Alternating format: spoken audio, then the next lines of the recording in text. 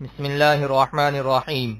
صرف 5 منٹ کا مدرسہ قرآن و حدیث کی روشنی میں 151واں دن 1 جمادی الثانیہ۔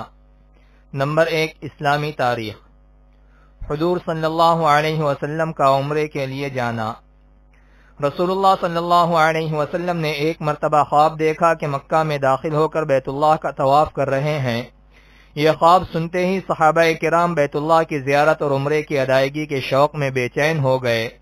چنانچہ ماہ ذیقعدہ سن 6 ہجری میں رسول اللہ صلی اللہ علیہ وسلم 1400 صحابہ کرام کے ساتھ عمرہ کرنے کے لیے روانہ ہوئے اور حدیبیہ پہنچ کر قیام فرمایا۔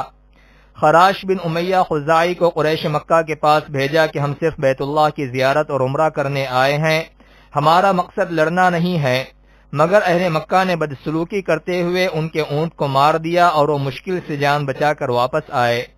پھر آپ صلی اللہ علیہ وسلم نے حضرت عثمان غنی رضی اللہ عنہ کے ذریعے ان کے پاس پیغام بھیجا تو انہوں نے حضرت عثمان رضی اللہ عنہ سے کہا، تم اگر طواف کرنا چاہتے ہو تو کر سکتے ہو۔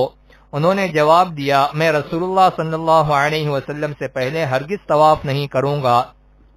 تو قریش مکہ نے کہا کہ محمد اپنے ساتھیوں کو لے کر اس سال مکہ میں داخل نہیں ہو سکتے، اور حضرت عثمان رضی اللہ عنہ کو نظر بند کر دیا۔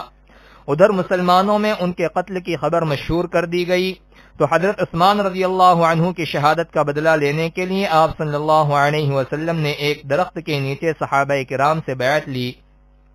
اس بیعت کو بیعت رضوان کہا جاتا ہے۔ نمبر 2، اللہ کی قدرت۔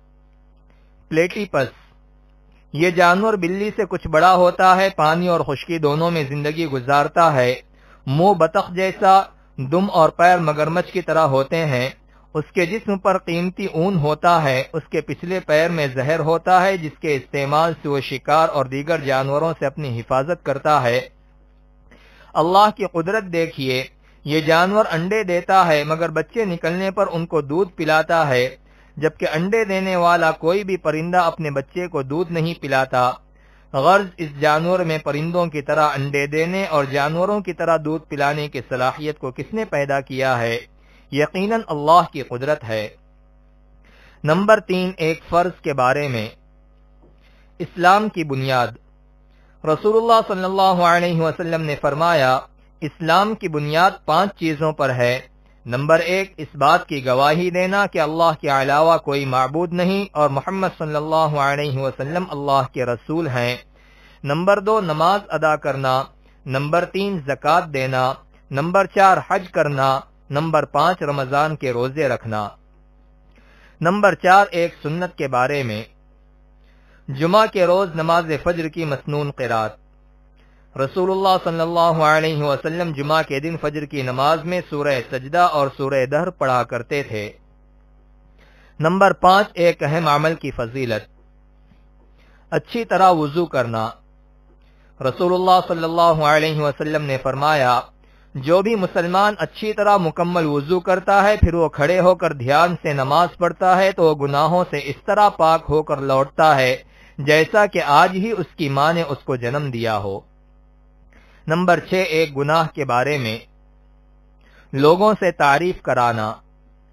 رسول اللہ صلی اللہ علیہ وسلم نے فرمایا، جو اللہ کی نافرمانی کر کے لوگوں سے اپنی تعریف کرانا چاہتا ہے تو اس کی تعریف کرنے والے اس کی برائی کرنے لگیں گے۔ نمبر 7، دنیا کے بارے میں۔ دنیا اللہ کو کتنی ناپسند ہے۔ رسول اللہ صلی اللہ علیہ وسلم نے فرمایا، اللہ تعالی نے کوئی چیز ایسی پیدا نہیں فرمائی جو اس کو بہت ہی ناپسند ہو سوائے دنیا کے کہ جب سے اس کو بنایا ہے آج تک اس کی طرف نہیں دیکھا۔ نمبر 8، آخرت کے بارے میں۔ قیامت کے دن بدلہ قبول نہ ہوگا۔ قرآن میں اللہ تعالی فرماتا ہے، جن لوگوں نے کفر کیا اور کفر ہی کی حالت میں مر گئے تو ایسے شخص سے پوری زمین بھر کر بھی سونا قبول نہیں کیا جائے گا، اگرچہ وہ سونے کی اتنی مقدار عذاب کے بدلے میں لا کر حاضر کر دے۔